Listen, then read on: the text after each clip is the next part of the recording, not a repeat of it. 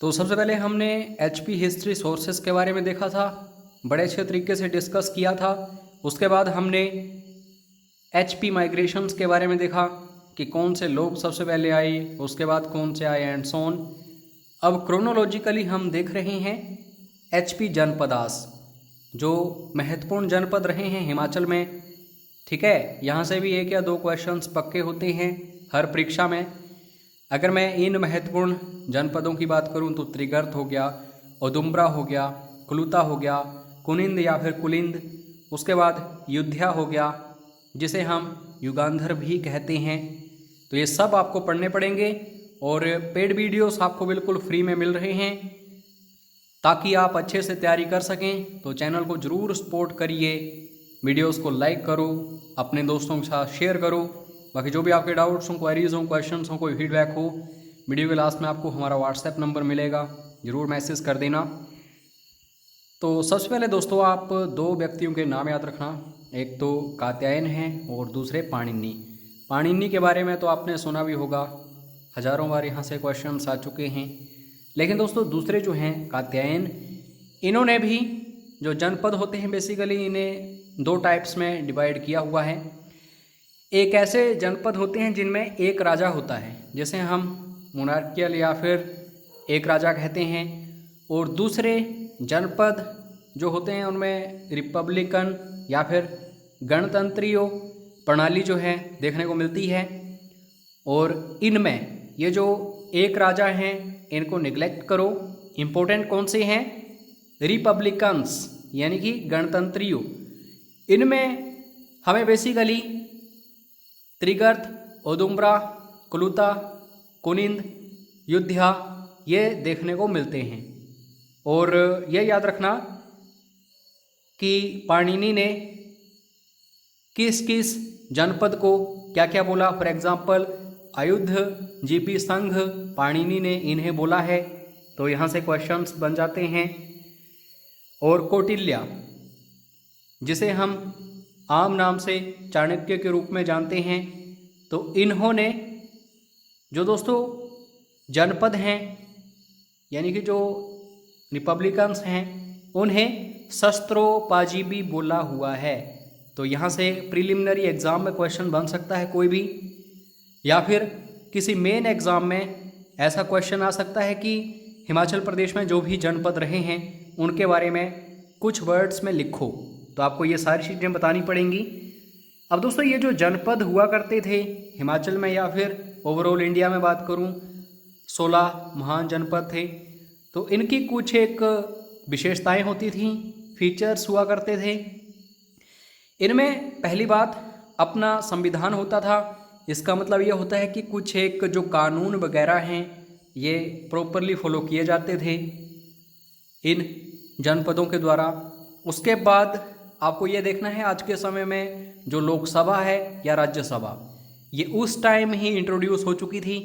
इसमें क्या होता था, एग्जीक्यूटिव काउंसिल और सेंट्रल असेंबली जो होती थी यानी कि लोकसभा, तो इसमें कुछ एक फैसले लिए जाते थे।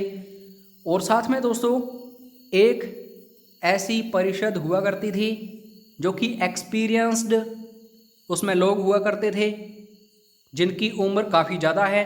तो राज्यसभा से कंपैरिजन हम इसका कर सकते हैं काउंसिल ऑफ एल्डर्स। ठीक है, और इनकी जो अवधारणा थी कि एक देश होना चाहिए, यानी कि जो भी कानून हैं जो भी कुछ है एक देश में ही साझा होना चाहिए। और उसके बाद खतरे थे कुछ एक जनपदों को। फाइनली इन खतरों की वजह से ये जो जनपद हैं ये एबोलिश भी हो गए, तहस नहस हो गए। सबसे बड़ा खतरा सबसे पहले इन्हें विदेशी आक्रमणकारियों का अलेक्जेंडर के रूप में देखने को मिला था।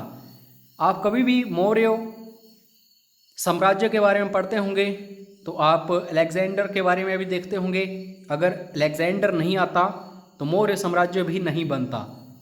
तो ये काफ़ी बड़ा खतरा था जनपदों के लिए। उसके बाद मौर्य साम्राज्य खुद एक बड़ा खतरा बना था जनपदों के लिए। उसके बाद दोस्तों कुछ एक ग्रीक्स आए जिनमें इंडो ग्रीक, कुषाण हो गया, साका थे। तो इन्होंने भी काफ़ी इनको खतरा पहुंचाया। उसके बाद अगर मैं इंडिया में बात करूं तो गोल्डन पीरियड या फिर गोल्डन इरा या फिर गोल्डन एज गुप्तास, इन्होंने भी काफ़ी कुछ खतरे पहुंचाए जनपदों को। इन्हीं के समय में इतने कमज़ोर हो गए जनपद कि आगे जैसे ही हर्षवर्धन का समय आया तो राणा जो थे या फिर राजा ये मजबूत हुए और इन्होंने क्या किया, जनपदों को ख़त्म कर दिया पूरी तरह से। अब हर्षवर्धन का समय जो है 606 ईस्वी से लेकर के 647, तो अच्छे से देखना। इसकी जानकारी हमें कैसे मिलती है, तो हेन सांग चाइनीज़ पिलग्रिम एक आया था, उसने काफ़ी कुछ इन चीज़ों के बारे में बताया है, तो आपको पता होना चाहिए। अब दोस्तों जो सिलेबस है HPS paper 1 unit 1 sub unit 3 emergence, growth, Kangra Kullu, Chamba and सोन। तो अब यहाँ से शुरुआत होती है इम्पोर्टेंट चीज़ों की। अगर पिछले वीडियोस आपने नहीं देखे थे तो उनको ज़रूर देखना, क्योंकि कोरिलेशन बनाने में आसानी होगी। अब फटाफट से हम देखते हैं त्रिगर्त के बारे में बेसिक सी चीज़ें, और नेक्स्ट वीडियो में हम कांगड़ा के बारे में बिल्कुल अच्छे से देखेंगे। एक पार्टिकुलर वीडियो होगा कांगड़ा के ऊपर, क्योंकि कांगड़ा से रिलेटेड कम से कम 4 या 5 क्वेश्चंस डायरेक्टली इनडायरेक्टली पूछे जाते हैं। त्रिगर्त का उल्लेख जो है महाभारत में, पुराण में अष्टाध्यायी। अब दोस्तों ये याद रखना, अष्टाध्यायी जो है पाणिनि ने लिखी थी, यहाँ से क्वेश्चन बनता है। और अभिधर चिंतामणि ये भी महान पुस्तकों में से एक है, जो कि हेमचंद्र के द्वारा लिखी गई थी। तो त्रिगर्त जो है इसका उल्लेख इन चीज़ों में हमें देखने को मिलता है। दोस्तों बेसिकली त्रिगर्त जो है इसे हम त्रिगर्त षष्ठ के नाम से भी जानते हैं। क्यों? क्योंकि इसमें मुख्य रूप से 6 जनपद संघ थे। कौन कौन से? 4 ऑप्शंस आ सकते हैं किसी प्रीलिमिनरी एग्जाम में। एक ऑप्शन ऐसा होगा जो इन 6 जनपदों में से नहीं होगा, 3 यही होंगे। तो मैं ये नहीं बोलूँगा आपको कि रट लो, बल्कि आपको एक नज़र डालनी है। अगर 4 ऑप्शंस आपके सामने आए तो बड़ी आसानी से आप नेगलेक्ट कर सको। तो पहला जो जनपद संघ था कोंदोपार्थ, उसके बाद दंडकी, उसके बाद कोष्टकी, जलमणि, ब्रह्मगुप्त, जानकी या फिर जलकी। और ये सब कुछ मेंशन हमें कहाँ पे देखने को मिलता है? कनिष्क वृत्ति में। तो ये भी क्वेश्चन आ सकता है, इसको भी अच्छे से देखना। उसके बाद दोस्तों सुशर्मा चंद्र, आप सभी को पता होगा कि महाभारत में इन्होंने लड़ाई भी लड़ी थी कौरवों की तरफ से पांडवों के विरुद्ध। तो इनकी फैमिली जो थी, इनका परिवार जो था, मूल निवासी थे मुल्तान के। लेकिन दोस्तों महाभारत में हारे, उसके बाद अशोका ने इन्हें हराया, तो इन्हें कहीं ना कहीं मुल्तान से खदेड़ा गया कांगड़ा या फिर भीमकोट की तरफ। और ये जो भीमकोट नाम है, ये महाभारत के बाद यानी कि जो लड़ाई हुई थी, भीम आप जानते होंगे 5 पांडवों में से सबसे बलशाली भीम, तो इनका किला इसे माना जाता है भीमकोट, इसलिए इसका नाम था। तो ये याद रखो, इम्पोर्टेंट है। और सुशर्मा चंद्र के बाद यानी कि पहले राजधानी थी जालंधर, मुल्तान से ये आए थे। और जैसे ही इनकी मृत्यु हो गई, जो राजधानी है नगरकोट बन गई। और आपको पता ही है कि कटोच राजवंश जो है, ज़्यादातर इन्होंने नगरकोट से ही शासन किया है। हालांकि राजधानियां जो हैं समय समय पर बदलती गईं, लेकिन नगरकोट तो नगरकोट ही है, इम्पोर्टेंट है। कुछ एक बेसिक्स हमने देख लिए त्रिगर्त के बारे में, अब कुलूता के बारे में देख लेते हैं। सबसे पहले दोस्तों महाभारत और विष्णु पुराण में इसका उल्लेख हमें देखने को मिलता है। आज जो ब्यास घाटी है, एक समय था तो इसे कुलूता के नाम से जाना जाता था, या फिर कुलूता देश इसे कहा जाता था। कौटिल्य ने इसे क्या बोला है, तो इसको अच्छे से देखो, कुलसुता राजसुदून, ठीक है। और आप ये जानते ही होंगे कि अलेक्जेंडर के टाइम में मेगास्थनीज एक दूत आया था, राजदूत सेलुकस निकेटन का। तो इसने कुल्लू को, इसके लोग जो हैं इनको कोलुबे लोग कहा हुआ है। तो ये सब कुछ मेंशन है इंडिका में। आपको पता भी होगा।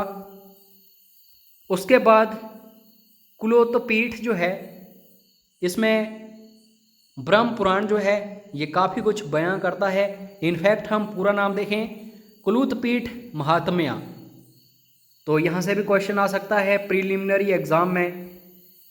विहंगमणि पाल जो है, इसने 2री शताब्दी ईसा पूर्व में स्थापना की थी, जो प्राचीन कुल्लू था उसकी। तो लो लेवल एग्जाम्स में यहाँ से काफ़ी सारे क्वेश्चंस बनते हैं। और ये जो विहंगमणि पाल है ये मायापुरी हरिद्वार से आया था, तो ये भी क्वेश्चन बन सकता है। और वैसे तो 12 राजाओं की पीढ़ियों ने जगत सुख से शासन किया था कुल्लू में, लेकिन दोस्तों प्राचीन राजधानी रही है नगर, तो इसको अच्छे से देखना इम्पोर्टेंट है। और प्राचीन यूनानी शैली के सिक्के जो हैं सबसे पहले देखने को मिले थे कुल्लू में। तो राजा बिरयांश एक था, 1ली शताब्दी ईसा पूर्व में इसने ये सिक्के जो हैं ये बांटे थे अपने शासनकाल के दौरान। और मगध जो है, यहाँ नंद शासक हुआ करते थे, तो इनके खिलाफ चंद्रगुप्त मौर्य ने लड़ाई लड़ी थी काफ़ी लंबी। तो इस लड़ाई में जो कुलूत के लोग थे इनकी भर्ती भी की थी चंद्रगुप्त मौर्य और कौटिल्य ने अपनी सेना में। तो ये चीज़ें भी आपको अच्छे से देखनी है, किसी मेन एग्ज़ाम में ज़रूर मेंशन करनी है। और बाकी 3री ईस्वी के आसपास कुलूता में क्या हुआ, जो राणा थे, जो राजा थे, ये शक्तिशाली बन गए और राणा क्षेत्र ये बन गए, यानी कि राहूण। ठीक है, तो अब नेक्स्ट हम 1 बाय 1 पहले त्रिगर्त को डिस्कस करेंगे, फिर कुलूता को, फिर चंबा को एंड सो ऑन। तो बस चैनल को सब्सक्राइब करके रखो, बेल आइकन को प्रेस करके रखो ताकि सारे नोटिफिकेशंस मिलते रहें। फ्री PDF फाइल आपको व्हाट्सएप पर मिल जाएगी, ज़रूर मैसेज कर लेना। वीडियो को अंत तक देखने के लिए धन्यवाद। जय हिंद, जय हिमाचल।